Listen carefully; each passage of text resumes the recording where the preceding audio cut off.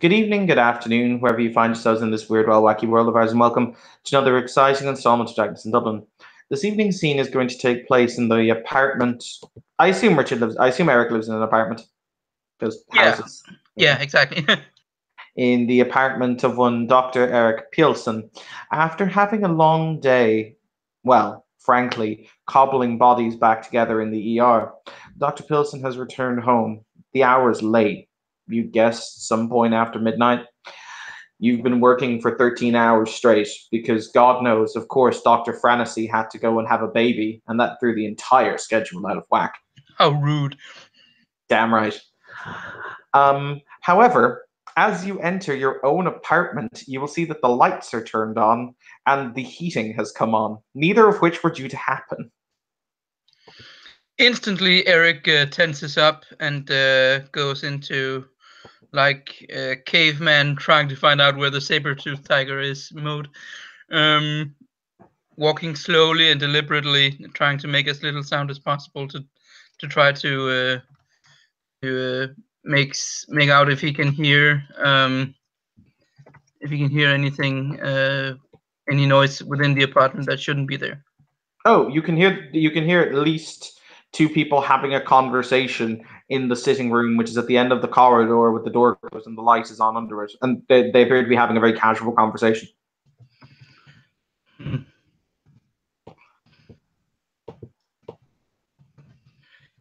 I will try to listen to their conversation just as soon as I get into Discord.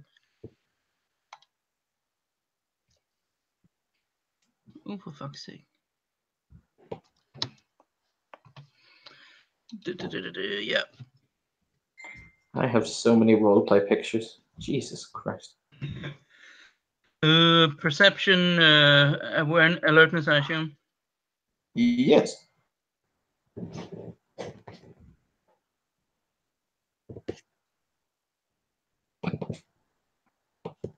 Ha! No, I fail. Well.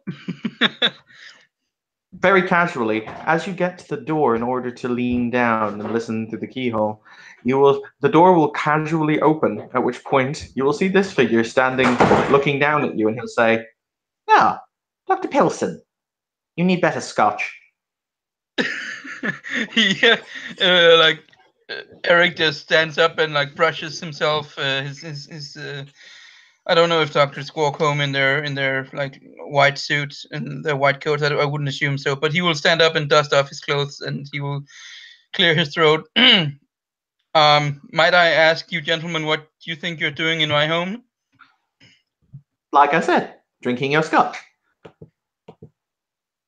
he can't help but chuckle a little bit there at the audacity of that response. I can see, he says. I mean, Oh, well, that's good. At least you're not blind. That would be a step in the wrong direction, wouldn't it? yeah, that would be quite inconvenient. Might I ask, just to clarify, why you are in my home drinking my scotch? Because a lovely young lady wanted to meet you, and I'm not one to disappoint a lovely young lady. You have no idea who I am, do you? Not the faintest. Oh, God. Honestly, what's the point? My name is Gravedigger. I assume you've heard of me. He would have heard of him, yes. I assume. Well, that depends if any PC has ever mentioned him. Most of the time they scream, "God damn it, Gravedigger," in a random direction. I can't. What was he in? No. That was the mission where we lost Richard. Yeah, he looks at him and goes, "Gravedigger is usually someone's profession, but okay, I'll roll with nicknames. What can I do for you, Gravedigger? And again, who is this person who wants to meet me? And why did you not just call me or write me an email or something?" Oh, well, the answer to that is simple. My name is Dr. Inabra Tane. It's very nice to meet you, Dr. Pilson. The feeling is mutual, and he still sounds a little bit confused, but he does remember his pleasantries.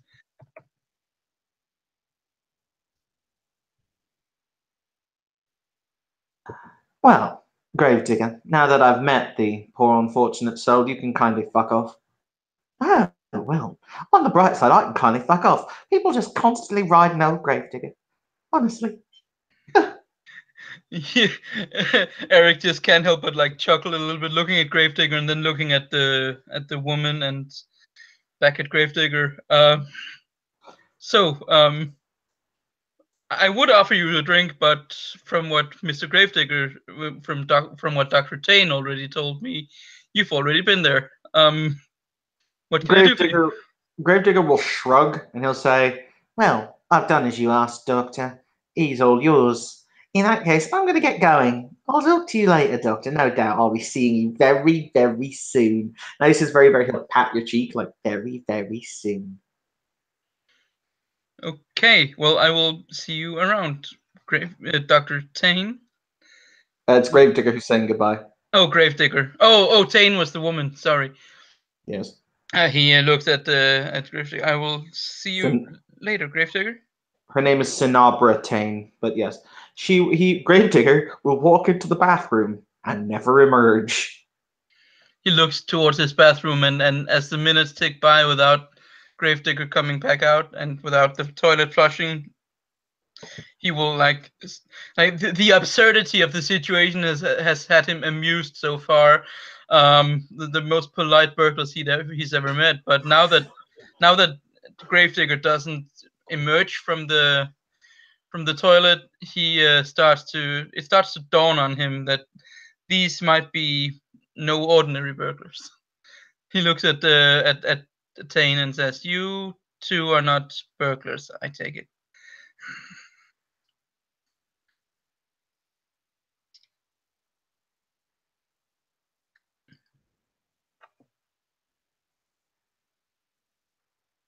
Hello. Sorry, give me just a moment. No worries.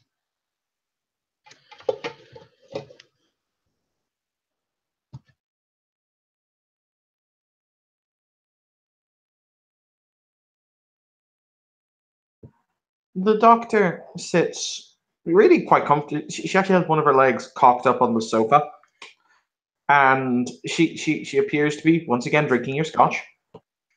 And she'll say, "I have to admit, I don't really know you in this new flesh suit, but it suits you." You knew me before? He asks. Of course I did. I know many things. Might you then be able to tell me what exactly the whole thing was about? I know that the technocrats wants me for some god awful reason that I supposedly did, but I don't know what I did. It has to do with some project, but I never found out exactly what it was about. You see, therein lies the problem. I know that I know you, and I know that we've met before. However, I have no idea when, how, or the cogitations that happened during any of these meetings whatsoever, mostly because I think my memory was erased, but that's neither here nor there. Oh, well, okay. Well, now the cat's out of the bag. Um, some very bad people apparently want to get a hold of me, and I'm not about to let them. That's the long and short version of it. Right. What would you do if I said that evil was a perspective and that the universe was altogether twisted up? He looks at her. Well, I mean, to an extent, he says, I know that there are different do's and don'ts from country to country from time to time, but certainly you would also agree with me that there are moral absolutes. I would point out to you that moral absolutes are entirely impingent upon the society at the given moment. For example, it used to be entirely culturally acceptable to feed Christians to lions. He doesn't quite know what to answer to that. I mean, it was accepted, but was it right? Is what I'm asking. Mm. That would all depend upon the value you place upon a human life, wouldn't it? It would, he says, and since we're both doctors, I'm at least assuming that we are somewhat in agreement here. He says with a nervous chuckle.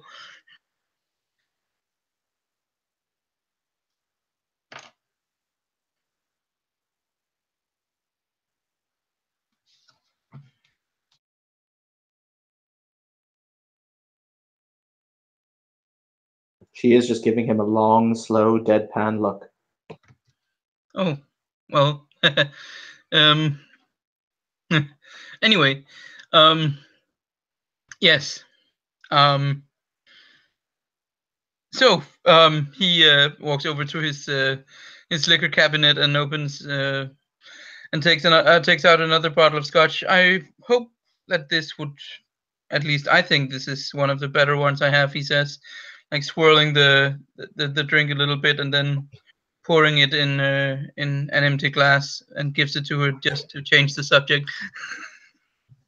If it helps, I also have a bit of an issue when it comes to my own previous self. I didn't catch that. OC, So sorry. she said, if it helps, I also have some issues when it comes to my previous self. Oh, okay. Well, misery loves company, eh? And then he pours a glass for himself of the good scotch. I Um, mean, I assume you've heard of the late great Isaac Newton. yeah, obviously one of the great pioneers of science. She will very casually point her thumb at her head.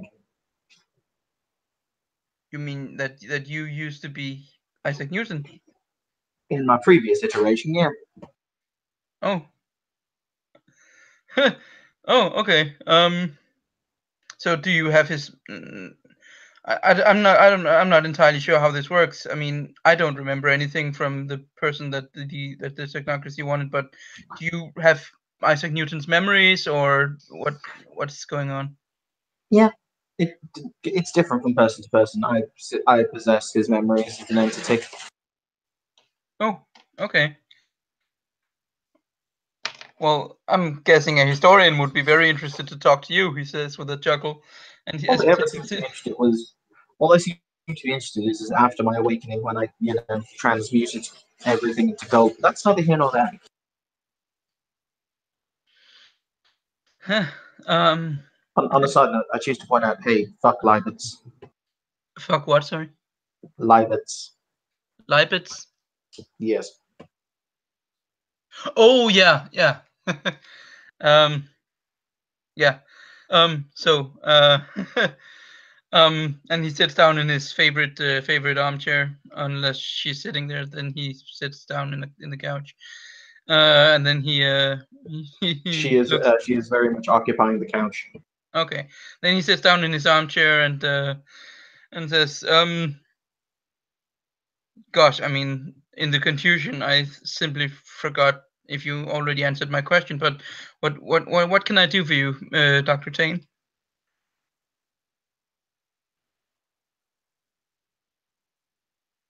It's more so that in your previous iteration you showed an immense aptitude for the chemical sciences, and led to understand you created your own element.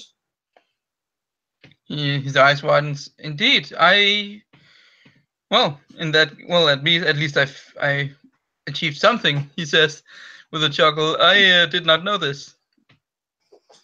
See, I represent a group.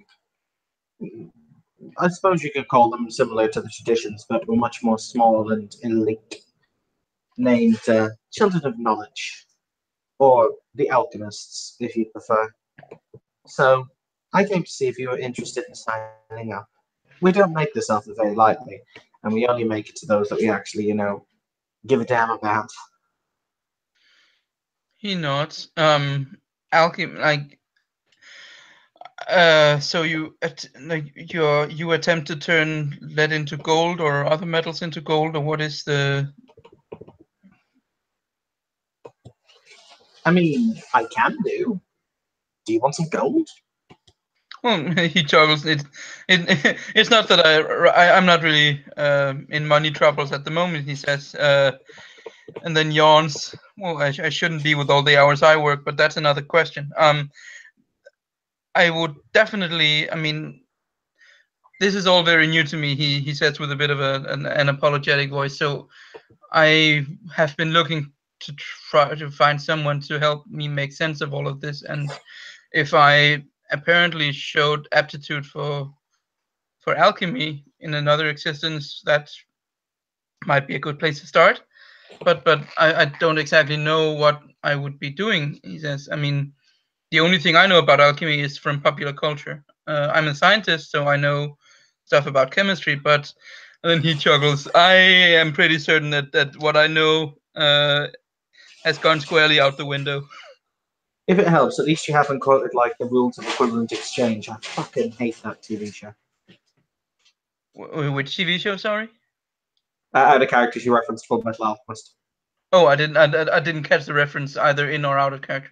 So no Oh, worries. she said, at least you haven't like quoted the rules of equivalent exchange at me. I fucking hate that TV show. He grins. Well, far be it from me. He says with a smile.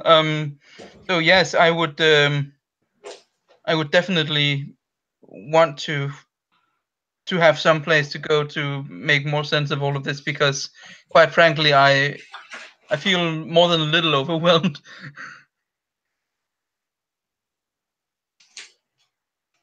Hmm. Well, hmm. You'll see her thinking for a moment, and she'll say, "I tell you what, here." She'll flick out her business card. However, her business card is somewhat weird. It's a card, but at the end of it, there is connected to the card by little paper strips. And there is a small vial of iridescent green liquid. Do I recognize the green liquid? Not really. It's very odd looking. I will just take my finger and like carefully like swipe it along the green liquid to try to see if it's poisonous or something. It's closed. The actual thing is closed, and she'll if you attempt to open it, she'll go no, not a good idea. Okay, he as soon as she says that, he stops and still takes the card and looks at it. Oh, okay. I would give you mine, he says, but since you already know where I live, I don't see much point. Um, It's oddly helpful, wouldn't you agree? Definitely. Thank you, Dr. Tane, he says, and then puts the card in his wallet. Yes, I will. I will definitely give you a call. Hmm.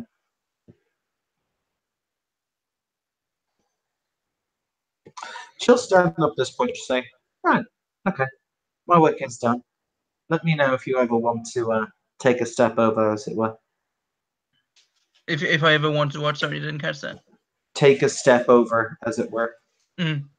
You know, it's well. I mean, I have nowhere. I am. I'm very much intrigued. He says, I did not know that I apparently was a good alchemist, but I guess that explains my aptitude for science.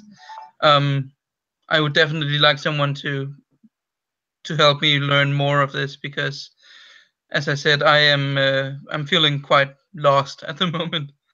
Uh,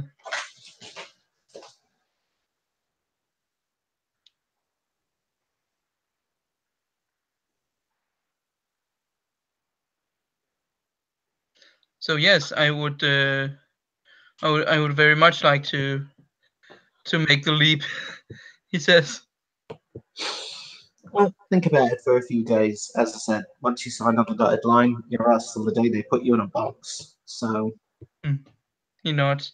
I will.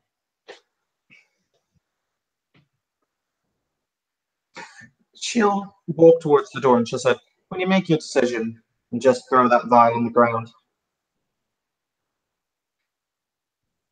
Okay. Do I need to say it diagonally as well? You actually see her shudder, and she'll say, "This isn't fucking flu powder, Harry."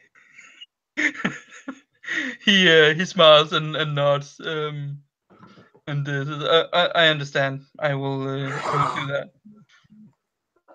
Damn right you won't. God damn. All right.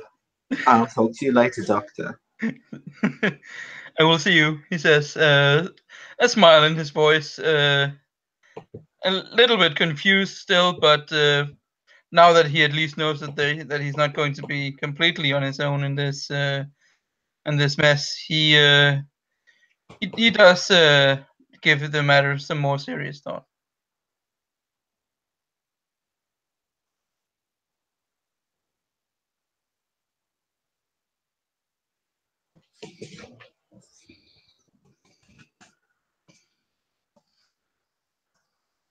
Just a moment. Yep. All right. She believe. In that case, thank you, player, for playing. Thank you, watcher, for watching. This has been another scene in Darkness in Dublin.